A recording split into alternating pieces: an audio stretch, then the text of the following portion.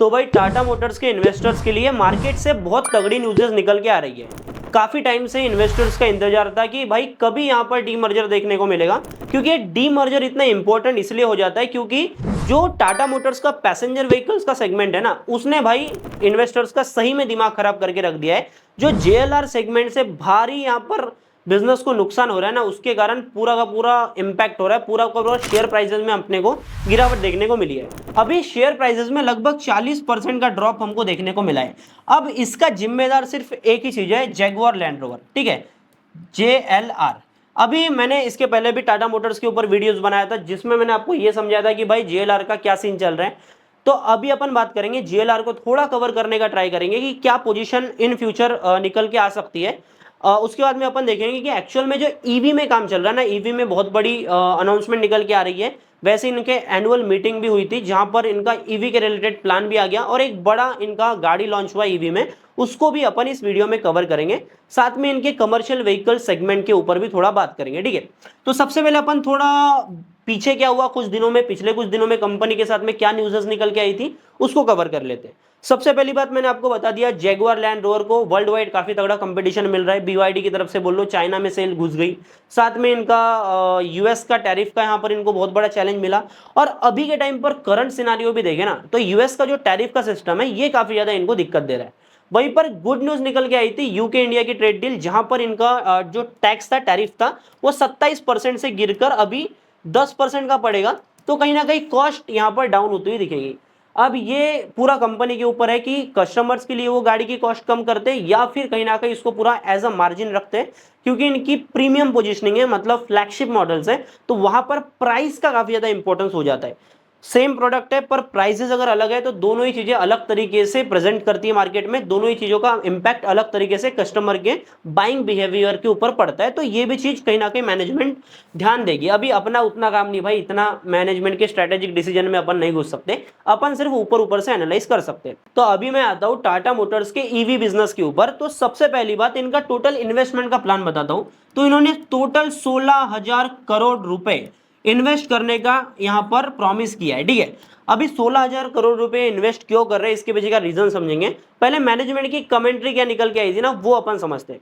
इससे पहले तुम एक चीज समझो, एक टाइम पर इंडिया में जब ईवी मार्केट टोटल जितना भी था ना, उसमें से 80% कॉन्ट्रीब्यूशन था टाटा मोटर्स का। यहाँ पर इनकी बहुत बढ़िया गाड़ी चली, पंच ईवी, नेक्सन ईवी, मतलब जहां वहां तुमको जब भी ईवी देखने को मिलती थी ना, वहां पर तुमको यही गाड़ी देखने को मिलती थी। इसलिए इनका मार्केट शेयर जो था वो 80% का था। और वहां पर बोला जा रहा था कि भाई काफी dominant market share already EV market में आ चुका है, जो कि ईवी मार्केट भी ग्रोइंग है ना, ईवी की सेल्स भी काफी ज्यादा बढ़ रही है। और ग्रोइंग मार्केट में 80% का मार्केट पकड़ के रखना, मतलब भाई पूरी तरीके से पूरे सेक्टर को लीड करना और पूरे सेक्टर का प्रॉफिट मार्जिन खाना, ये बिजनेस की पोजीशन थी। फाइनेंशियल ईयर ये सीन चल रहा था उनका FY23 में, फाइनेंशियल ईयर 23 में। अभी इसी के चलते कहीं ना कहीं इन्होंने डेट को रीस्ट्रक्चर किया। साथ में इनका कमर्शियल व्हीकल्स में ग्रोथ देखने को मिली। जैगुआर लैंड रोवर ग्रोइंग तो नहीं था, पर कहीं ना कहीं इनकी सेल्स सस्टेन थी। और साथ में ईवी में जो इतना बड़ा मार्केट शेयर ये पकड़ के बैठे थे ना, इसके कारण इनकी वैल्यूएशन बूम करी और कहीं ना कहीं इन्वेस्टर्स को मल्टी बैगर रिटर्न मिले। कट टू टुडे, अभी यहां पर क्या हाल हुआ है वो अपन देख लेते हैं। 80% से सीधा इनका मार्केट शेयर धड़ाम गिर गया, सीधा ये गिर के आ गया भाई 30% के ऊपर। लो जी, 80 से सीधा 30, मतलब भाई बुरी मात्रा में इन्होंने मार्केट शेयर खोया है। अभी मैं ये बिल्कुल नहीं बोल रहा हूं कि भाई इनकी ईवी की सेल्स कम हुई है, डेफिनेटली कम हुई है बाकी कंपटीटर्स के कंपेयर में, पर अच्छी खासी सेल अभी भी कर रहे हैं। पर ओवरऑल मार्केट की बात करें, क्योंकि मार्केट ग्रो हुआ है, इन्होंने सस्टेन नहीं किया, इसलिए 30% पे है। कंपटीटर कौन है? एमजी, ठीक है। एमजी का मार्केट शेयर यहां पर इनका है पूरे 35% का। अभी मार्केट को लीड करे इनकी कॉमेट गाड़ी है और भी काफी सारी गाड़ी है, मेरे को उतना आइडिया नहीं है। 35% का मार्केट शेयर है एमजी का। वहीं पर महिंद्रा मेरा फेवरेट, ठीक है, मैं टाटा में भी इन्वेस्टेड हूं और महिंद्रा में भी इन्वेस्टेड हूं। ओवरऑल अगर ऑटोमोबाइल सेक्टर इंडिया में ग्रो करता है तो भाई मेरे को फायदा होगा, क्योंकि ये इंडियन कंपनी है यार। गवर्नमेंट काफी ज्यादा इनको रिबेट देती है टैक्स वैक्स में, साथ में इनके ऊपर उतनी बड़ी ड्यूटीज नहीं पड़ती, तो इनके व्हीकल्स ऐसे भी सस्ते में मिलता है। और कंज्यूमर को वही चाहिए, इंडियन कंज्यूमर सेंट्रिक यही कंपनी है जो कि कम में बम प्रोडक्ट कंज्यूमर को प्रोवाइड करती है। इनका मार्केट शेयर की मैं बात करूं तो ये 21% का है। और बढ़िया बात यह है कि ये जो मार्केट शेयर है ये राइजिंग है, मतलब एमजी का तुम छोड़ दो, एमजी को तो छोड़ो, महिंद्रा आने वाले टाइम में काफी तगड़ा कंपटीशन यहां पर टाटा मोटर्स को देने वाली है। ठीक है, अभी मैं आता हूं इनके प्लान के ऊपर, इनका क्या प्लान है, ये मैनेजमेंट किस तरीके से इस सेक्टर को देख रहे हैं। 80% क्या मार्केट शेयर फिर से जा सकता है? बिल्कुल नहीं जा सकता, क्योंकि भाई महिंद्रा हाथ पकड़ के ऐसे हाथ में हाथ रख के नहीं बैठने वाला। उनके पास में भी तगड़ी गाड़ियां, इन्होंने B6E गाड़ी जो लॉन्च करी थी इसके पहले, भाई उसने मार्केट में धमाका मचा दिया था लिटरली, जिसकी जैसे उसके लुक्स है गाड़ी है, अभी मैं उसके अंदर नहीं जाऊंगा। पर सीधा अपन आते हैं इनके प्लान के ऊपर। तो मैनेजमेंट का प्लान है कि भाई 50% तो भी एटलीस्ट पकड़ के रखो। इन्होंने बोला कि भाई 50% का मार्केट शेयर अपन रीगेन करने का ट्राई करेंगे, और इसके ऊपर ये जा भी नहीं सकते ऑनेस्टली स्पीकिंग, क्योंकि बाकी जो कंपटीटर्स हैं वो भी अभी काफी बढ़िया कर रहे हैं। ये तो पहला हो गया। दूसरा, इन्होंने एक ईवी लॉन्च कर दी, Tata Harrier EV. Tata Harrier की जो मार्केट में पोजीशन है, डिमांड है, वो ऑलरेडी काफी बढ़िया है, और इन्होंने ईवी लॉन्च कर दी। तो अभी आगे हमको देखना पड़ेगा कि किस तरीके का इनका बिजनेस आगे चलता हुआ दिखेगा। तो अभी फाइनली अपन आते हैं डीमर्जर के ऊपर, जिसका इंतजार मतलब टाटा मोटर्स के पूरे लगभग सभी के सभी इन्वेस्टर कर रहे हो, साथ में मैं भी कर रहा हूं। मेरे को जल्दी से भाई जैगुआर लैंड रोवर से छुटकारा चाहिए, कमर्शियल व्हीकल बिजनेस में अपन को इन्वेस्ट करने का है। ठीक है, ऑलरेडी मेरे पास में अभी होल्डिंग है, लॉस चल रहा है, पर कोई दिक्कत नहीं है। तो मैनेजमेंट का कहना है कि इनका डीमर्जर का जो प्लान है ना, ये इस साल के एंड तक खत्म हो जाएगा, 2025 के अंत तक ये अपना डीमर्ज कर लेंगे। अभी डीमर्जर में क्या होने वाला है, दो शेयर्स मिलेंगे, जिसके पास में एक टाटा मोटर्स का शेयर है, उसको एक टाटा मोटर्स पैसेंजर व्हीकल, और एक मिलेगा तुमको कमर्शियल व्हीकल का शेयर।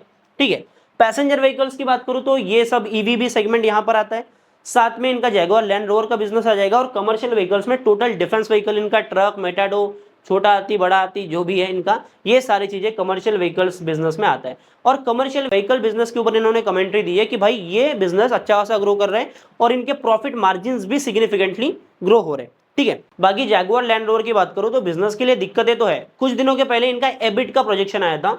एबिट का मतलब होता है earning before interest and tax. इनका फाइनेंशियल ईयर 25 में ये चल रहा था, FY 25 में ये चल रहा था 8% के करीब। ठीक है, ठीक है।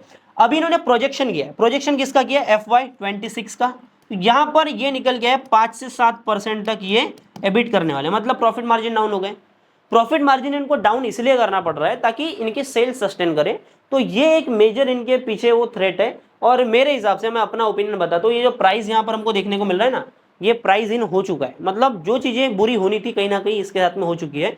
अभी एकदम से कोई बाइंग सेलिंग की रिकमेंडेशन नहीं है, पर मेरे अकॉर्डिंग यहाँ पर सारा चीजें हो चुका है। जैसे जैसे अपन डीमर्जर के पास में आएंगे, वैसे वैसे एस्केलेशन हमको स्टॉक में देखने को मिलेगा, क्योंकि काफी सारे लोग स्टॉक में इंटरेस्ट दिखाएंगे, क्योंकि उनको दो शेयर चाहिए, एक टाटा कमर्शियल व्हीकल्स का, एक टाटा पैसेंजर व्हीकल्स का। मैं अपना ओपिनियन बता देता हूँ, जब भी ये मार्केट में लिस्टिंग होंगे ना डीमर्जर के बाद में, मेरा एक कच रहेगा कि भाई पैसेंजर व्हीकल्स का जो पैसा निकालो, सीधा कमर्शियल व्हीकल्स में लगाओ, कोई दिक्कत नहीं। ठीक है, बाकी आई होप आपको चीजें समझ में आई होगी। बाकी इन्वेस्टमेंट कहाँ करना है, कितना करना है, कैसे करना है, कब तक रखना है, ये सब आपके ऊपर है। मेरा काम है सिर्फ आपको मार्केट की अपडेट देना, मार्केट में क्या हो रहा है, क्या हो सकता है, ये चीज समझाना।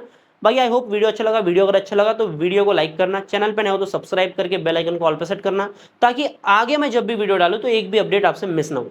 बाकी बाय बाय, टाटा, मिलता हूं अगले नए वीडियो में, बाय।